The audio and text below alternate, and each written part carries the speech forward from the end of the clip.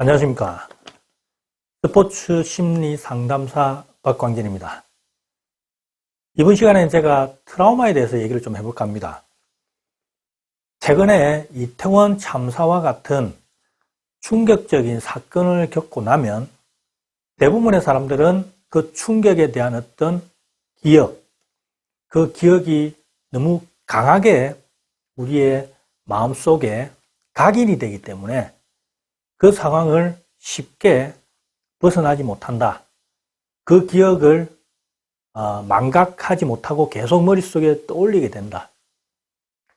그런 상황이 계속 지속되게 되면 일상생활에 지장이 될 정도로 집중에 방해를 받게 되죠. 자, 그렇다면 이런 트라우마는 우리가 흔히 신경정신과나 전문적인 어떤 정신과에서 담당을 하는 영역이라고 보는데, 스포츠 심리 상담사가 트라우마에 어떤 도움을 줄 수 있는가, 아니면 스포츠 심리 상담사가 이 분야에 과연 도움을 줄 수 있을까라는 의아심을 가지는 분들도 계실 겁니다. 그래서 스포츠 심리 상담사가 트라우마에 어떤 관여를 할 수 있고 개입을 할 수 있는가에 대한 일단은 일반적인 얘기를 좀 드리고, 스포츠 심리 상담사가 충분히 할 수 있다. 그리고 최적화된 역할을 한다는 부분을 제가 좀 강조를 드리고 싶네요. 조금 쉽게 풀어나갈게요. 스포츠 심리 상담사는 운동선수들의 멘탈을 강화시키는 역할을 합니다. 흔히 멘탈 트레이너라고도 얘기를 하죠.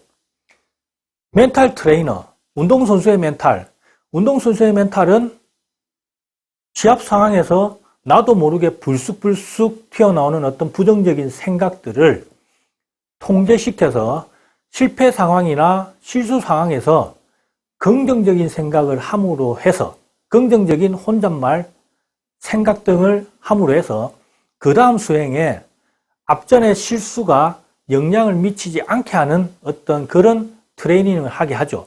다르게 말하면 갑자기 내 머릿속에 떠오르는 어떤 부정적인 생각들은 무의식이 담당하는 영역입니다. 그러한 어떤 무의식을 통제시켜서 긍정적인 결과를 나오게 하는 역할을 스포츠 심리 상담사는 하게 되죠.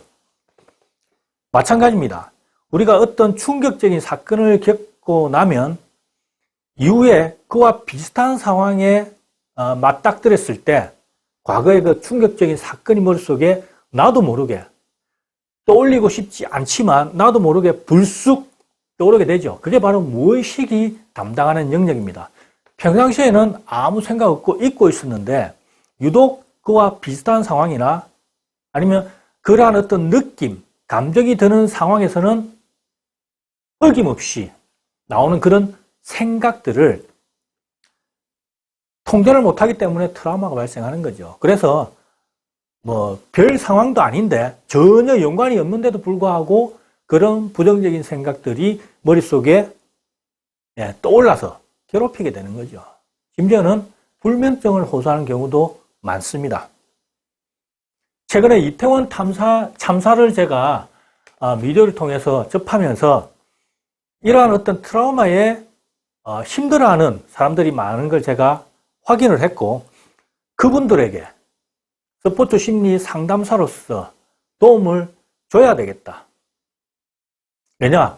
스포츠 심리 상담사가 하는 역할이 인간의 무의식을 통제를 해서 경기력을 올리는 거다. 다르게 말하면 그러한 트라우마에 힘들어하는 사람들의 어떤 무의식을 통제시킬 수 있는 그런 역량을 키워줄 수 있는 최적임자라는 부분이죠. 거기에 대해서 아니다라고 말하는 분은 아마도 별로 없을 겁니다.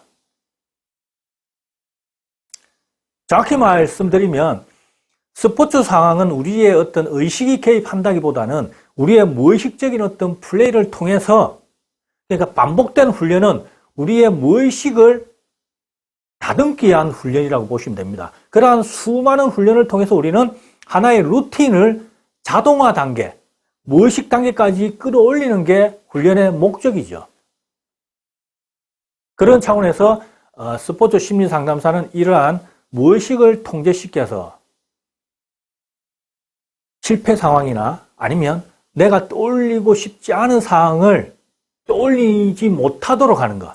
다르게 말하면 그 사고가 떠오르고 할 때 그걸 스탑을 시키고 그 다음에 긍정적인 생각이 대체돼서 그 다음 어떤 수행에는 전혀 영향을 안 미치게 만드는 거죠. 그걸 의식적으로 처음에는 해야 되고 그런 의식적인 어떤 반복적인 수행이 계속 되다 보면 그게 이제 습관, 루틴이 만들어지고 무의식적인 루틴의 자동화가 되도록 만들어주자.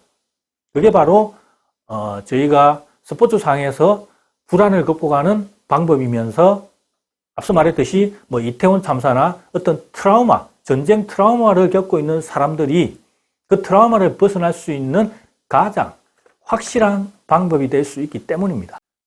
서두가 좀 길어졌습니다. 왜냐하면 스포츠 심리 상담에 대한 우리 시청자들의 어떤 이해도가 조금 부족할 수 있기 때문에 제가 조금 구체적으로 말씀드린 겁니다. 제가 처음에 스포츠 심리 상담사를 하겠다라고 마음을 먹은 건 왜 그러냐면 제가 수많은 경기를 통해서 제가 1년에 한 600경기 정도를 출전을 했어요. 그러한 수많은 경기를 통해서 불안을 어떻게 하면 다스릴 수 있을까를 고민했습니다. 그러한 고민의 결과 결국에는 내가 나를 통제해야 된다. 환경을 바꿀 수는 없죠. 다른 사람의 마음을 내가 바꿀 수 있습니까? 그런 어떤 내가 통제할 수 없는 영역에 내가 계속해서 에너지를 뺏기게 되면 불안할 수밖에 없습니다. 반면에 내가 통제할 수 있는 내 자신이 어떻게 할 수 있는 그 영역에 대해서는 내가 최선을 다할 수 있다는 거죠. 내 생각 통제할 수 있죠. 내 행동 내가 통제할 수 있잖아요. 반대로 본다면 그러한 트라우마 역시 내 자신이 떠올리고 싶지 않은 생각을 내 자신이 떠올리는 겁니다. 그러한 생각을 내가 통제할 수 있는 능력을 기르자. 그러한 생각 때문에 내가 만약에 불안이 높아진다. 심장이 쿵쾅쿵쾅거리고 머릿속이 그 생각으로 온통 꽉 찼다. 비워주는 것 또한 내 자신이 할 수 있는 부분입니다. 그래서 내가 통제할 수 있는 영역을 어떻게 내가 통제할 수 있을까를 제가 트레이닝 시켜주는 그런 역할을 제가 하게 되죠. 트라우마 극복 너무 쉽습니다. 가장 기본적인 부분에서 내가 지금도 하고 있지만 그러한 어떤 하고 있는 어떤 무의식적인 행동도 조금 더 체계적으로 의식적으로 뭔가 모양을 갖춰서 트레이닝을 한다면 분명히 트라우마는 극복할 수 있습니다. 자, 우리가 트라우마라고 하면 흔히 외상 후 스트레스 장애 이것과 비슷하게 보죠. 근데 이 관점은 좀 부정적인 관점입니다. 우리가 운동선수들은 슬럼프라는 걸 겪습니다. 그 슬럼프를 어떤 사람들은 부정적으로 해석을 하죠. 하지만 스포츠 심리 상담사 입장에서 저는 그러한 슬럼프를 한 단계 더 성장할 수 있는 어떤 도전이라고 봅니다. 그 슬럼프를 내가 슬기롭게 극복했을 때 그 기량은 한 단계 올라가게 되죠.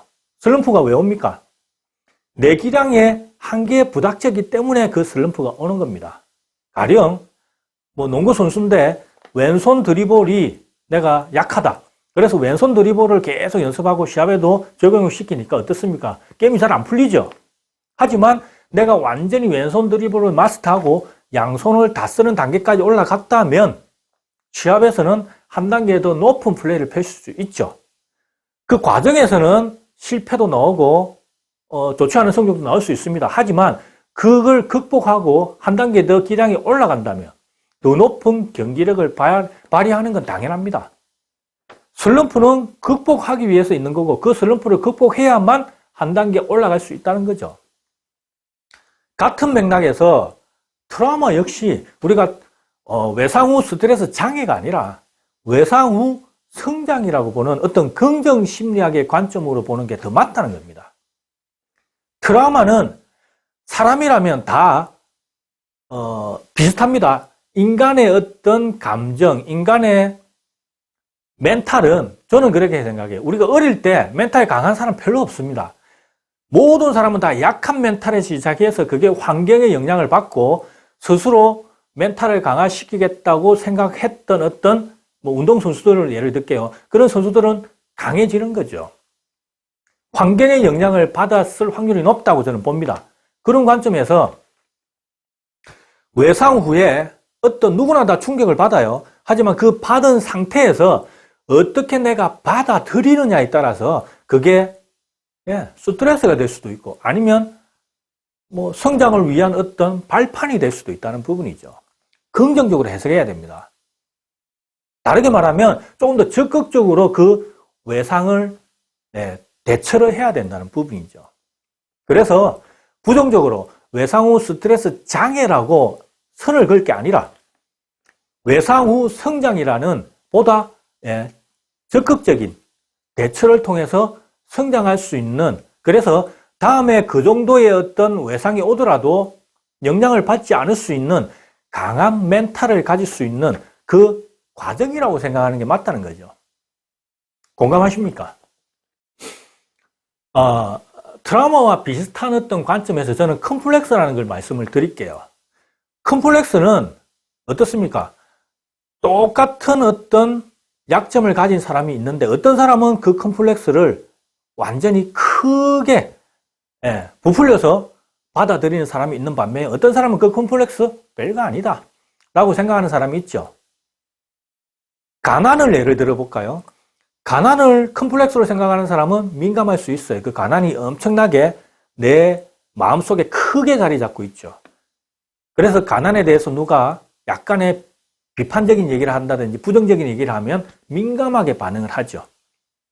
하지만 가난, 인간은 돈이 있을 수도 있고 없을 수도 있는 존재다라는 생각이 지배적이라면 그 가난이라는 건 별로 자기에게 크게 영향을 미치지는 않는다고 생각하는 사람이 있을 수도 있습니다.